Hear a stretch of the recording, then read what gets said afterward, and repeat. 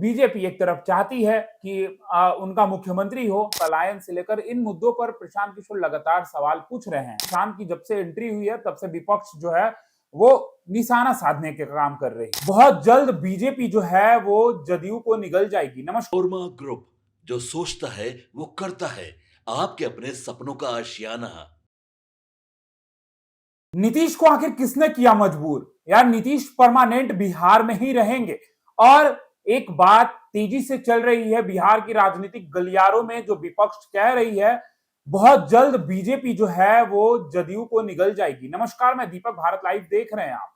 देखिए, एक तरफ नीतीश की समृद्धि यात्रा जो है वो लगभग समापन पे है। नीतीश कुमार समृद्धि यात्रा में मंचों से कई बार अलग अलग संदेश देने का उन्होंने कोशिश किया है, लेकिन नीतीश सवालों के घेरे में भी हैं। एक समय था जब नीतीश परिवारवाद के खिलाफ बोला करते थे, लेकिन आज नीतीश परिवारवाद में भी घिरे हुए हैं। जी हां, निशांत की जब से एंट्री हुई है तब से विपक्ष जो है वो निशाना साधने के काम कर रही है। लेकिन बात वहीं तक नहीं है। आगे अगर हम बताएं आपको, तो देखिए, एक तरफ सत्ता पक्ष के लोग ये भी कहते हैं कि कम से कम उन्होंने अपने बेटे को ही ना लाया। आप उन पर सवाल पूछिए ना, जिसने अपने पूरे परिवार को ही राजनीति में ला दिया। ये बातें चलती हैं। प्रशांत किशोर भी लगातार सत्ता पक्ष पर हमलावर हैं। एक तरफ प्रशांत किशोर जो है कहीं ना कहीं एलपीजी के गैस किल्लत से लेकर बिहार में बेरोजगारी से लेकर पलायन से लेकर इन मुद्दों पर प्रशांत किशोर लगातार सवाल पूछ रहे हैं। लेकिन सवाल प्रशांत तो पूछ ही रहे हैं, ये विपक्ष का काम है सवाल पूछना। अब तेजस्वी यादव ने भी कैमरे पर नीतीश से सवाल पूछ लिया है, नीतीश के लिए भी कुछ बातें कह दी हैं। आखिर नीतीश को किसने मजबूर कर दिया है और क्या जदयू खत्म होने वाली है? एक समय था कि ये बातें कही जाती थी कि आरजेडी का अस्तित्व नहीं बचेगा, लेकिन आज विपक्ष ये कहती है कि जदयू आने वाले समय में समाप्त हो जाएगा। आप क्या सोचते हैं, ये कमेंट बॉक्स में हमें जरूर बताइएगा। लेकिन फिलहाल का जो सिनेरियो है इसमें की अगर हम बात करें तो कहीं ना कहीं नीतीश जो कंफ्यूज कर रहे हैं। आखिर नीतीश एक तरफ राज्यसभा के मेंबर भी हो गए हैं, शपथ लेना बचा हुआ है उनका, लेकिन चुनाव में तो जीत उनकी हो ही गई है। दूसरी तरफ निशांत की एंट्री हुई है, मुख्यमंत्री का फेस कौन होगा? बीजेपी एक तरफ चाहती है कि उनका मुख्यमंत्री हो। हमारे संपादक यानी कि नमन मिश्रा सर ने अपने पोस्ट से ये कहा था, नीतीश हैं, नीतीश थे, नीतीश रहेंगे। इसको लेकर भी विवाद हुआ था कि आप ऐसे कैसे कह सकते हैं, अब तो नीतीश दिल्ली जा रहे हैं। लेकिन उस समय जब नमन सर ने ये बातें कही थी तब कुछ लोगों को मिर्ची जरूर लगी थी, लेकिन आज जब उनके मंत्री कह रहे हैं तो आप काहे नहीं सवाल पूछने, पूछिए सवाल। आपको बता दें कि आज एक निजी चैनल से बातचीत करने के दौरान बिहार सरकार के मंत्री श्रवण कुमार, उन्होंने साफ तौर पे कहा है कि नीतीश बिहार में ही परमानेंट रहेंगे।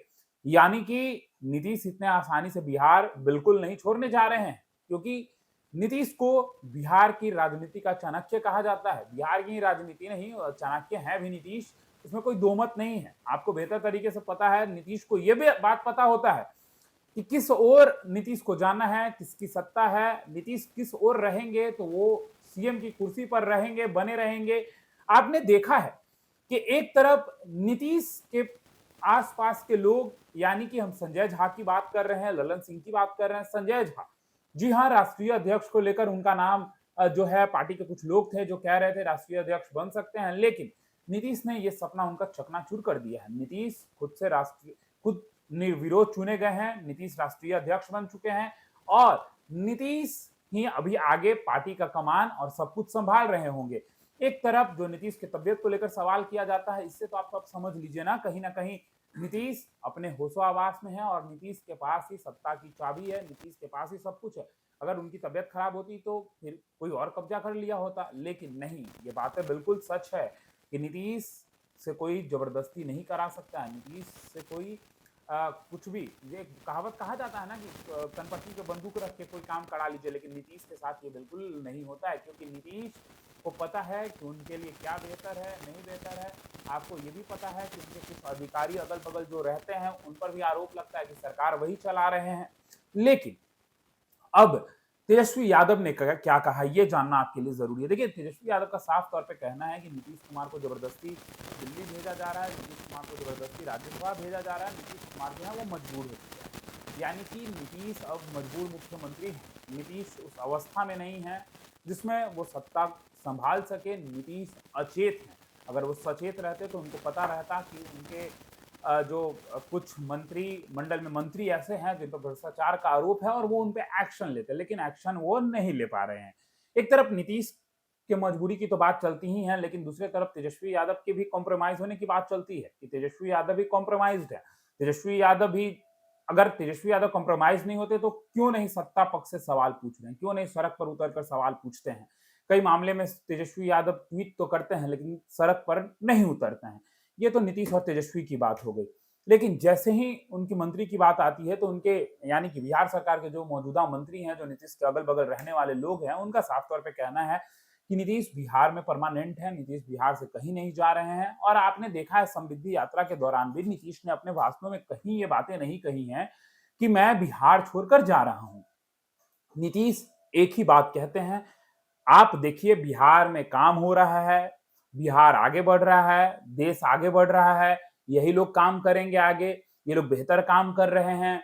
नरेंद्र मोदी यानी केंद्र सरकार का जो है बिहार को सहयोग है। ये बातें लगातार नीतीश कुमार अपने मंचों से कहते आ रहे हैं और मंच से अभी भी यही बात कहते हैं कि ये इतना विकास हो गया है, अभी और विकास होना है और विकास होगा, आप निश्चिंत रहिए, हम कहीं नहीं जाएंगे। देखिए नीतीश ने अपने मंचों से कहीं भी राज्यसभा को लेकर जिक्र नहीं किया है, लेकिन निशांत एक तरफ नीतीश यात्रा पर हैं और दूसरी तरफ निशांत भी आने वाले समय में यात्रा पर होंगे। यानी कि नीतीश के बेटे निशांत को वो ट्रेनिंग दी जा रही है, क्या पहनना है, कैसे रहना है, कैसे बातचीत करना है। नीतीश के बेटे निशांत को ये ट्रेनिंग दी जा रही है ताकि आने वाले समय में अगर नीतीश के पार्टी से कोई जो उनका सत्ता संभालता है तो वो उनके बेटे निशांत ही होंगे। ये बातें चल रही हैं तेजी से।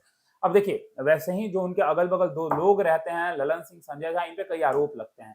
एक तरफ तो संजय झा के लिए ये बातें कही जाती है, कुछ विपक्ष और कुछ सत्ता पक्ष के ही लोग जो मौजूद है वो संजय झा पर कई आरोप लगाते हैं कि ये बीजेपी के साथ जो है मिलकर नीतीश को हटाना चाहते हैं बिहार से। लेकिन देखिए आप संजय झा को भी भूल नहीं सकते हैं। संजय झा ने किस प्रकार से चुनाव को मैनेज किया है। मैनेज किया के अर्थ ये है कि किस तरीके से उन्होंने नीतीश और उनके पार्टी को लेकर जिस तरीके से बिहार में एक प्रचंड बहुमत आई है, तो कहीं ना कहीं ललन सिंह, संजय झा का इसमें हाथ है। यानी कि उन्होंने ग्राउंड जीरो पर देखा कि किस तरीके से क्या कुछ काम किया जा सकता है, कैसे लोग लोग भरोसा दिखा सकते हैं। ये बातें उनके जहन में थी। आपने देखा है कि कहीं ना कहीं नीतीश 42-44 पे जो आ गए थे वो इस बार 85 पे हैं। अब एक और बात चल रही है लगातार, बीजेपी जदयू को निगल सकती है। देखिए बीजेपी जदयू को निकल सकती है, ये बातें इसलिए चल रही हैं क्योंकि ये कहा जा रहा है कि नीतीश भी कॉम्प्रोमाइज हो चुके हैं। इसलिए क्योंकि नीतीश जो है वो अब सचेत नहीं अचेत हो चुके हैं। और ये एक और बात होती है कि बीजेपी जो है वो क्षेत्रीय पार्टियों को निगलना चाहती है, ये भी विपक्ष लगातार कहती है। अब ऐसे में जब ये बातें कही जाती है कि बीजेपी जदयू को निगल जाएगी तो ये कोई बहुत बड़ा बात नहीं है। अब क्या होगा आने वाले समय में, कौन बिहार का मुख्यमंत्री होगा, कौन सत्ता पक्ष से बाहर होगा, और बीजेपी अगर आती है सत्ता में तो किस तरीके से जो मंत्रिमंडल है उसका कैसे विस्तार होना है, कौन सत्ता में होगा, सत्ता से बाहर कौन होगा, और किन अधिकारियों का भी फटकार जो है अधिकारियों को लगाया जा सकता है, किस पर कार्रवाई होगी, सब कुछ देखना बहुत दिलचस्प होगा। फिलहाल इस खबर में इतना ही। बने रहिए भारत लाइव के साथ।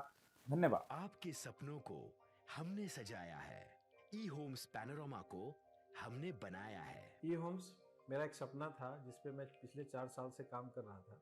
हमने जो बनाया है वो सबने है माना। ई होम्स पैनोरमा में हो आपका भी आशियाना।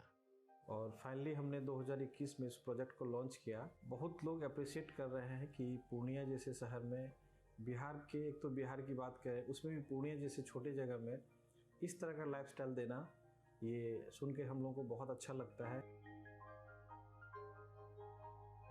ई होम्स में हमने कुछ और भी किया है, जैसे हम जिस जगह में रह रहे हैं हमारे फैमिली सिक्योर हो, उनको सिक्योरिटी का ध्यान में रखा है। आपकी सुविधा और सुरक्षा आपके लिए खास है, ये आपका विश्वास है। इसमें आर्टिफिशियल इंटेलिजेंस का 7 लेयर सिक्योरिटी का हमने इस्तेमाल किया है। लस ग्रीन कैंपस को बनाया है। यदि हमारा बाउंड्री वाल है तो वो वर्टिकल गार्डन है। ये जितनी भी फैसिलिटी होता है एक इंटरनेशनल टाउनशिप में ई होम्स है, ये हम लोग विश्वास नहीं कर पा रहे हैं। जो भी हमारे मित्र, दोस्त या जो भी हमारे बाहर के बाहर आते हैं तो हम लोगों को बहुत अच्छा सुनने को मिलता है और बहुत अच्छा क्रेडिट मिल रहा है। वो सारा हमने सिर्फ एक बिल्डिंग नहीं बनाया, हमें एक बहुत अच्छा लाइफस्टाइल दिया ये होम्स में, और मेरा एक सपना था जिसको मैं आज फुलफिल होते हुए देख रहा हूँ। ये आपका आवास है। ई होम्स पैनोरामा में अब आपका निवास है। E Homes Panorama, luxurious lifestyle redefined. Panorama group, जो सोचता है वो करता है। अगर ये वीडियो पसंद आई और वह बिहार के राजनीति और बिहारियत से सरोकार रखेनी तो सब्सक्राइब बटन दबा के चैनल के सब्सक्राइब कर ली। ओजे एगो घंटी बा, ओकरा बटन दबा देला से कुल सटीक और मारक खबर रुआ मुफ्त में मिल जाई। अगर रुआ पत्रकारिता के हमनी के नया प्रयोग में सहयोग कर चाहतानी तो ज्वाइन बटन दबा दी। पेटीएम नंबर नोट कर ली 9386816700।